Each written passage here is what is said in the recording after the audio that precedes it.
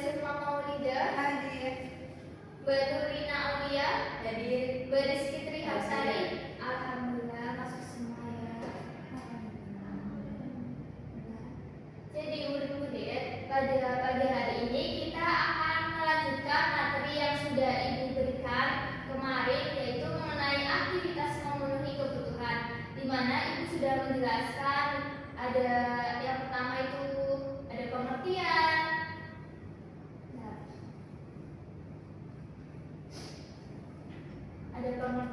kemudian yang kedua ada jenis-jenis kebutuhan, dan juga ada faktor-faktor yang mempengaruhi kebutuhan, tapi baru hanya sebagian. Nah, sekarang Ibu akan melanjutkannya. Ibu akan sedikit mengulas mengenai faktor yang mempengaruhi kebutuhan. Pernah nggak sih kalian itu beli sesuatu tapi harus mengorbankan barang yang lain atau demi memenuhi kebutuhan tersebut? Nah, contohnya apa Mbak Cynthia? Pengen beli HP, tapi kebutuhannya kan kayak beli sepatu buat sekolah. Iya, benar sekali ya. Jadi dari situ aja berarti Mbak Cynthia sudah bisa mengerti mana yang paling dibutuhkan, mana yang hanya sekedar keinginan. Kemarin kita sudah membahas mengenai faktor yang mempengaruhi kebutuhan. Yang pertama ada jenis kelamin, kemudian tingkat pendidikan, kemudian lingkungan tempat tinggal, dan juga kemajuan internet. Nah, sekarang Ibu akan melanjutkannya ke 4 faktor lagi, yaitu ada pendapatan. Nah, apa sih itu pendapatan? Sebenarnya pendapatan seseorang akan berpengaruh terhadap kebutuhannya. Semakin besar pendapatan seseorang, maka kebutuhannya juga semakin besar. Kemudian yang kedua ada status sosial. Seseorang yang memiliki status sosial yang tinggi di masyarakat akan memiliki kebutuhannya semakin tinggi pula. Ada yang bisa memberikan contoh? Tidak ada.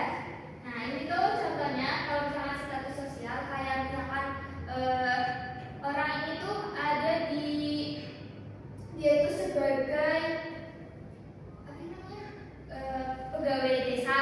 Nah, sedangkan orang yang di bawahnya itu hanya sebagai biasa aja gitu, maksudnya pekerjaannya nggak yang status sosial tinggi gitu. Nah, otomatis yang pegawai desa ini biasanya dia itu akan memiliki kebutuhan yang jauh lebih tinggi pula. Sedangkan yang di bawahnya itu pasti hanya memenuhi kebutuhan pokoknya saja, itu sudah sangat bagus. Kemudian yang kedua ada selera. Selera setiap orang berbeda-beda, sehingga kebutuhannya pun akan berbeda-beda. Nah, ini biasanya terjadi di kalian. Misalnya nih, Mbak Linda sama Mbak Sari, ini akan memilih apa namanya kebutuhan. Kalau misalkan pesan makanan ini akan memilih yang seperti lagu kayak gitu. Nah, kalau Mbak Sari pasti lebih ke sayur-sayuran karena Mbak Sari suka salad. Kemudian ada adat istiadat. Setiap daerah tentunya memiliki adat istiadat yang berbeda dengan daerah lain dan mempengaruhi kebutuhan masyarakat. Nah, seperti ini contohnya tuh kalau misalkan di pernikahan antara Jawa dan juga orang Batak gitu ya. Orang Jawa biasanya ada mitoni, kemudian yang lain-lain. Sedangkan orang Batak tentunya akan lebih mewah gitu. Selanjutnya, Ibu akan masuk ke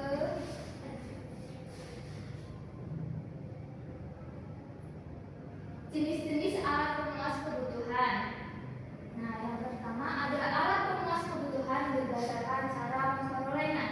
Yang pertama yaitu ada barang bebas, di mana barang bebas merupakan barang sebagai alat pemuas kebutuhan yang jumlahnya tidak terbatas dan tidak perlu pengorbanan untuk memperolehnya. Nah, ini di sini ada contohnya yaitu matahari, kemudian udara, kemudian air laut. Karena apa? Karena kalau misalkan kalian membutuhkan barang-barang tersebut, kalian itu bebas mendapatkannya di mana saja. Kalau misalkan intinya kalian harus keluar rumah terlebih dahulu baru kalian bisa mendapatkan barang tersebut.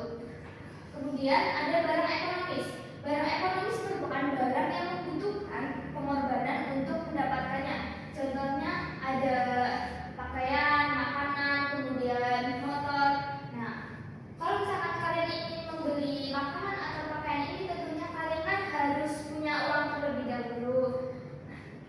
itu. Kemudian yang ketiga ada barang irit, di mana barang irit merupakan barang yang ketika jumlah barangnya terbatas dapat digunakan untuk memenuhi kebutuhan manusia. Sedangkan ketika jumlahnya banyak akan menyebabkan bencana bagi manusia. Nah, kenapa sih api itu bisa jadi barang irit? Ada yang bisa ngasih contoh? Karena kan kalau kebanyakan ini bisa kebakaran hutan, kalau enggak kebakaran rumah itu kan jadi bencana. Ya, betul sekali apa yang dikatakan oleh Mbak Dia, teman kalian, di mana api ini bisa digunakan merupakan barang irit, karena kalau misalkan api ini yang kita gunakannya hanya sedikit, kayak buat kompor gas atau apa gitu, atau masak, nah otomatis itu tuh memenuhi kebutuhan kita. Sedangkan kalau misalkan apinya terlalu besar, itu akan mengakibatkan bencana bagi kita. Kemudian selanjutnya ada alat pemuas kebutuhan berdasarkan hubungannya dengan barang lain. Nah, yang pertama itu ada barang substitusi, di mana barang substitusi merupakan alat pemuas kebutuhan yang berfungsi sebagai pengganti barang lainnya dengan syarat barang tersebut memiliki kegunaan yang sama. Nah, di sini contohnya yaitu ada beras dan juga jagung, di mana kedua barang ini itu sama-sama bisa digunakan untuk memenuhi kebutuhan pokok makanan. Kalau misalkan kita nggak punya beras nih, kita masih bisa makan jagung karena ada karbohidratnya gitu. Kemudian yang kedua ada barang komplementer. Barang komplementer merupakan alat pemuas kebutuhan yang berfungsi sebagai pelengkap barang lainnya. Contohnya di sini ada kompor dan juga gas. Nah, kalau misalkan kompor ini nggak ada gasnya, otomatis kompor ini nggak bisa digunakan. Kalau misalkan hanya ada gas doang, nah tidak ada kompornya, sama tidak akan bisa digunakan. Kemudian selanjutnya ada alat pemuas kebutuhan berdasarkan tujuan penggunaannya. Yang pertama ada barang produksi. Barang produksi merupakan barang yang digunakan sebagai alat bantu atau bahan baku untuk menghasilkan barang lainnya. Nah, ini biasanya tuh seperti ini contohnya teknologi yang buat plastik itu, membuat plastik. Kemudian yang kedua ada barang konsumsi. Barang konsumsi merupakan barang yang dapat digunakan untuk memenuhi kebutuhan secara langsung. Ini contohnya ada TV, kemudian pakaian yang bisa langsung digunakan. Kemudian selanjutnya ada alat pemuas kebutuhan berdasarkan proses pembuatannya. Yang pertama ada barang mentah. Nah, barang mentah ini merupakan barang yang perlu melalui proses produksi sebelum digunakan oleh masyarakat. Kemudian barang setengah jadi. Barang setengah jadi adalah barang yang belum dapat dikonsumsi dan masih dalam proses produksi. Ini contohnya ada tepung, kemudian kain. Nah, itu kan barang seperti ini belum dapat digunakan secara langsung. Kemudian yang ketiga ada barang jadi. Barang jadi merupakan hasil akhir dari pengolahan barang mentah dan barang setengah jadi. Sampai sini apakah ada yang ingin ditanyakan? Tidak. Jika tidak ada, ibu akan melanjutkannya. Ini bisa berkelompok ya, memberikan KPT. Nah, jadi di sini kan ada komik kan. Nah, terus kalian nanti bisa mengidentifikasi jenis faktor apa yang mempengaruhi kebutuhan yang ada di komik tersebut. Kemudian alat pemuas kebutuhan apa yang ada di komik tersebut. Ibu akan membagikannya menjadi 4 kelompok.